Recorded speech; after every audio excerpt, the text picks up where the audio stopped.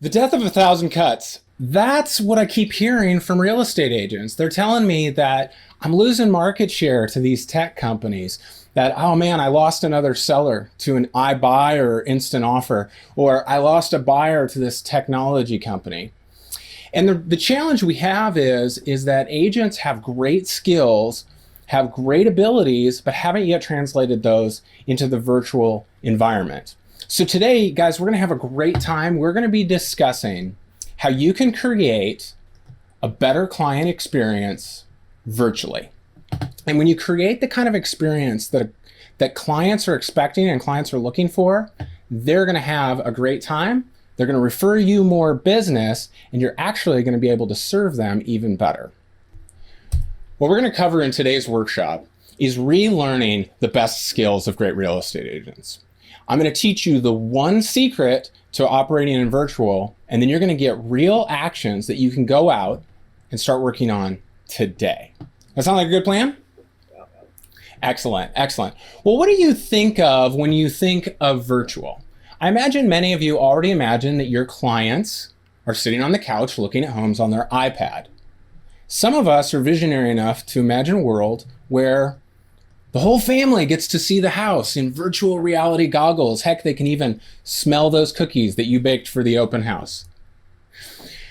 But there's some experiences, probably intuitively, that you know don't translate well into the virtual experience, do they?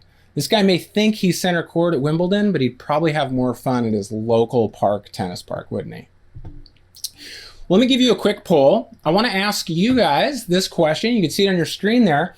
It says, what client experiences have you already created in a virtual environment? I gave you some options. We've got the listing appointment, the buyer consultation, and of course, showing homes. And then a few of you are probably going to mark that fourth one that says, I haven't done any virtual experiences with my clients yet. So take another 10 seconds to fill that out. Great results, you guys. It looks like about 30% of you haven't done any virtual experiences yet. That's perfect. You're in just the right place. Some of you have actually done listing consultations, listing appointments. Hey, no longer do we need to go be at the kitchen table. We can see the whole house with a quick tour with our client's phone. And has anybody taken a listing virtually? Never even seen the house in person? Not yet. Okay. A few of you probably will within the next. Oh, Chris has. Great. Yeah, and probably more of you will in the next 30 to 60 days when you learn some of these skills that we're going to talk about. Well, I want to share with you why I'm so excited about virtual. It actually goes back to 2010 with me. I had these great clients that were looking to buy a home. And in Portland, the whole Willamette Valley was covered in smoke. It was wildfire season, and there were fires raging from Arizona all the way to the Canadian border. And I remember standing on the corner, looking at the front door of a house on Spring Garden Avenue in McMinnville. And I pulled out my camera and pressed record. And just then, Sharon looked into the camera and she says, Bubba, this is the house. I'm so excited for it. Look, it backs to this creek and there's a little picnic table down in the trees over there. And you're going to love this shop. It's so perfect for you working on your car. And then, like some amateur version of HGTV, I followed her through the house while she showed the kitchen and showed the back patio and everything else that was so great about this house. That night I went home, I pulled the memory stick out of my camera, I put it in my computer, and I emailed it to Brian. Well, Brian is a helicopter mechanic for firefighting crews, for forest firefighting crews. And he was currently staying at an ash-covered motel in the middle of the woods in central Idaho. And every night he would come home and he would download on dial-up, if you can believe that, to watch these videos that me and his wife were sending to him of these houses. Well, a month later, they actually bought the house. A notary went and met him at the new fire he was working on in Utah. He signed the paperwork, and it wasn't for another 3 months until he saw the house in person. And boy, at that time, I knew that virtual can work.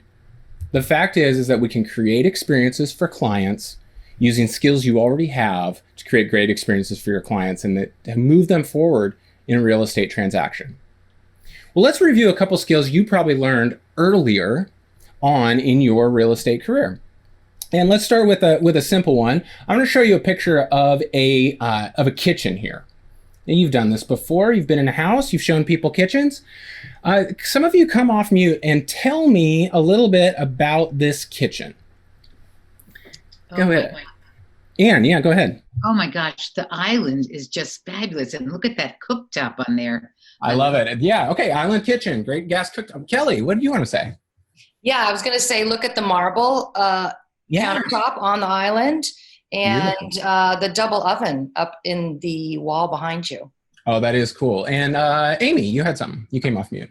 I like that it's so new and modern, very clean. Very cool. Very cool.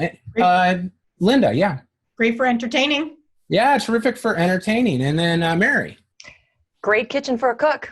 Great kitchen for a cook. Man, you guys did this perfect. You know, what we saw was a description of some of the features in that kitchen. And then Linda and Mary went to that next place that well-trained salespeople go, which is benefits, right? What we want to do is paint a picture and tell a story to our clients about how they would use the space, not just talk about it. And so one of the early skills that salespeople like you learned was go from features to benefits.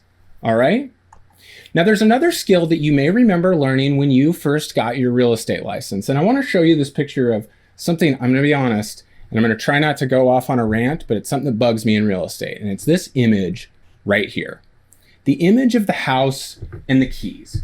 And can I tell you why this image bugs me so much? By the way, have you seen this business card? I'm sorry if I'm insulting any of you and you have to go burn your business cards right now.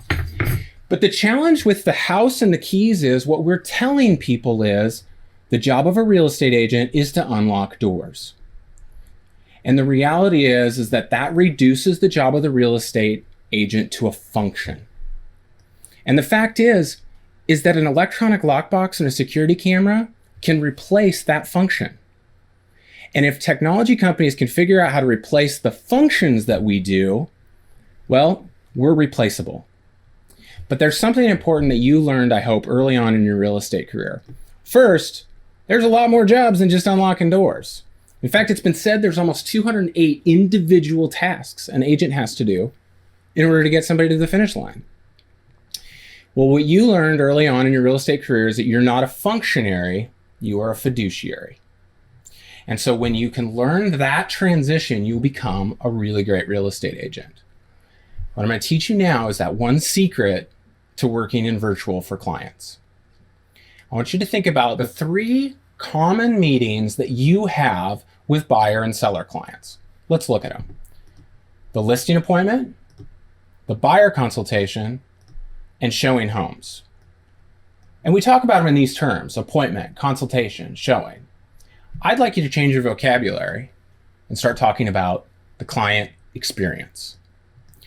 Don't leave your office saying, hey, I'm going off to show homes. Say, I'm going off to create a showing experience for my clients. Don't say, hey, I'm going to list this house. I'm going to get on Zoom and create a listing appointment experience. When you can transition from an appointment to an experience, you'll have that same meteoric change to your sales that you did when you learned features and benefits and functionary and fiduciary. During our workshop today, we're going to cover 3 big questions. You're going to learn how to answer these really effectively. What is the purpose of this appointment? Second, you're going to learn, how do I create this experience virtually? And I hope you're going to learn some ways to make this a better experience virtually than it is in person. During our workshop today, you're also going to get some actions that you can take. We're going to get into breakout groups today, and you're actually going to get to practice your first virtual client experience. It's going to be a lot of fun. We're also going to schedule a virtual open house or virtual showing with some real clients that we're working with. And I hope that by the end of the week, you will schedule a real virtual client experience. I'm really excited for you to learn about virtual and about how to incorporate this into your business. Now, many of us have been forced to the last couple months. I hope you learned there's actually some great benefits to it. And what this is going to do, it's going to allow you to sell more homes. It's actually going to allow you to serve your clients better. And it's going to save you a ton of time. Hey, what if we could do this and never have to fight traffic again? I think this is one great way that you can learn how to be more productive in your work. And as a side benefit, you're actually going to be more present at home. Let's dig into how we can create great client experiences virtually.